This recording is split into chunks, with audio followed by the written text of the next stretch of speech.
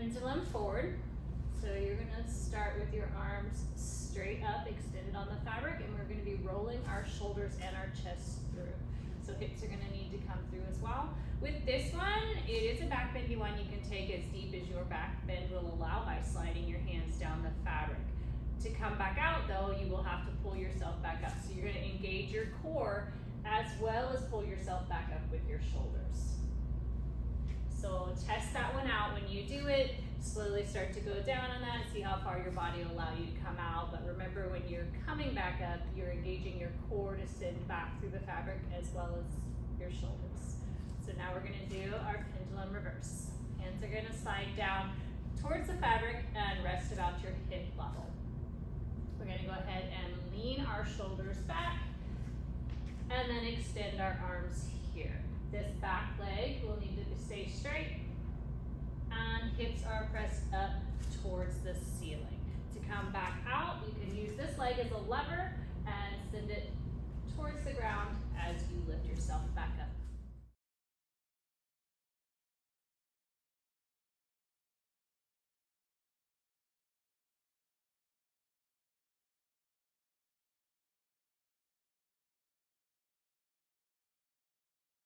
So with our lean out, you're gonna wanna make sure that this fabric is sitting pretty much up in the panty line, right in that groin area, because that's gonna be what's actually holding you on more than your arm. So you're gonna make sure it's right up in that panty line on that bent knee.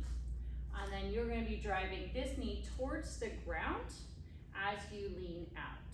So arm is gonna be extended, and you're gonna wanna make sure that that knee is towards the ground. If you actually open up your knee, you will be falling back off of the fabric. So you do wanna make sure that you drive that knee towards the ground. So let's take that again.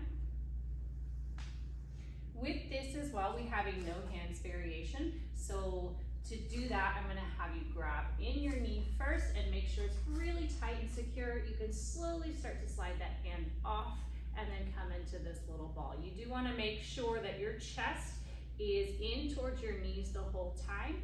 And if you are starting to feel secure in this position, you can slowly release your hands and come to the no hands version. To come back up, we're just gonna reach up and then pull ourselves up. Very important in this one to make sure you take what is called compression, which is bringing your chest in towards your knees, which is gonna lock that fabric in place.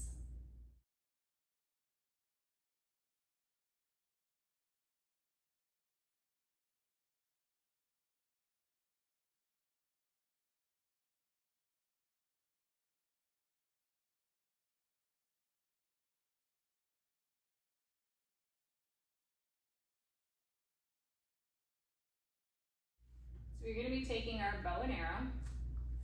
With this, we're gonna bring our knee through the fabric, and then we're gonna think about taking this side of our hip, pushing it out towards the side so this fabric can come to the other side of the hip. We wanna make sure that our back is touching the fabric at all time and we're not arching forward. So you're gonna think about taking a hollow body position and engaging your core, and then go ahead and shift your bottom towards me. And then once you're here, notice how she rotates and turns her hip into her foot. When you are here, if you are comfortable and have the flexibility to, you can grab that ankle, and if you're not there yet, you can still extend for a variation. So once here, notice how the fabric is trailing under her armpit. That's what's keeping her in place. So very important to have that fabric in your armpit, and then it's trailing onto the hip on the other side of her body.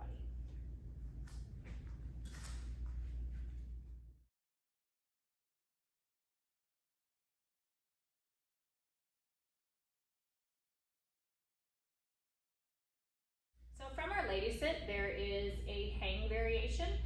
With this ankle here, you're gonna reach down with the same side hand. You're going to secure that ankle, and then you're gonna slowly walk your hands down the pole all the way down until you can release. So you need to make sure that you're engaged here, holding on, and that fabric's gonna rest inside of that knee pit crease.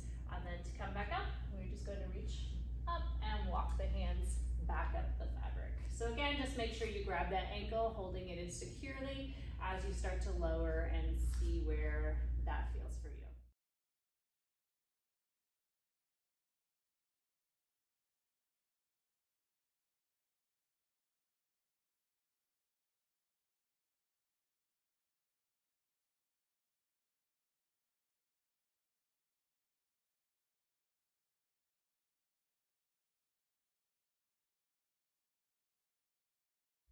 So splitting our poles, we're gonna go ahead and bring our knee into the fabric and twist our body so we're facing our foot lock.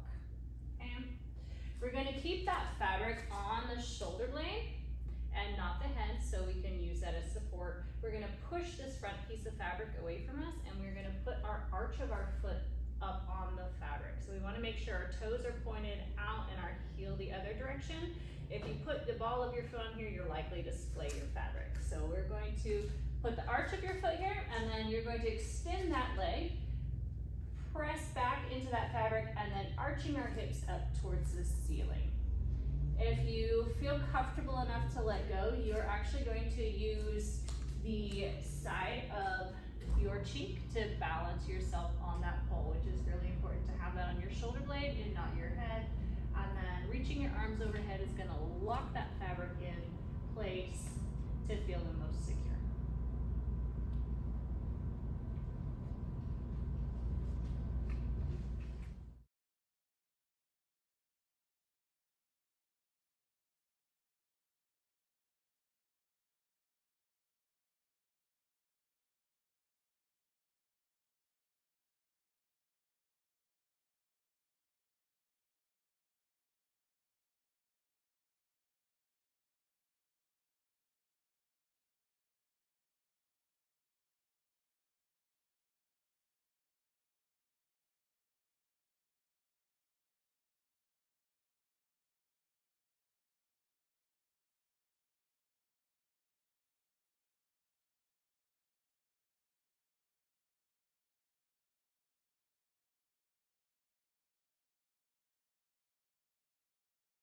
So we're gonna take our arabesque, we're gonna lean back away from the fabric, and then we're gonna drive that knee in through the fabric. Same as our bow and arrow, we're gonna think about bringing our hip, rotate it around, and bring that fabric to the other side of our hip. We are gonna rotate again our hip to face that foot.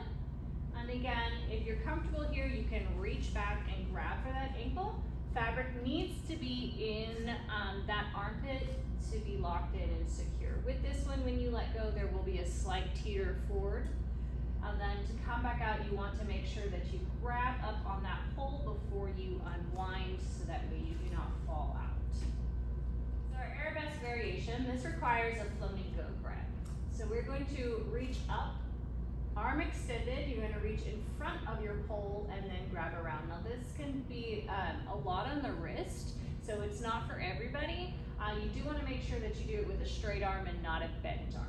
So from here, you're gonna lean back, you're gonna bring that other arm in through the fabric and your chest, rotating around and catching that fabric in your armpit for this arabesque position. Making sure not to arch again as we roll through that, so you wanna think about that hollow body position, so that way you're pushing your hips back into that fabric.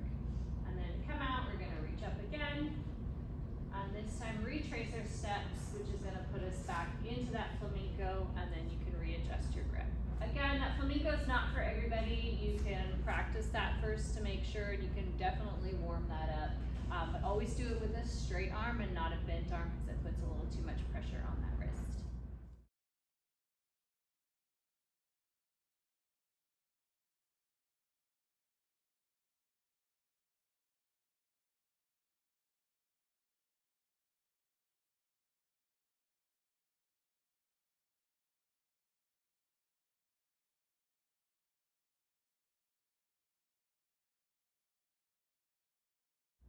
For our candy cane roll up, we're gonna split our fabric and we're gonna bring our knee in through the middle, and then we're gonna rotate and hold the fabric in front of that foot lock.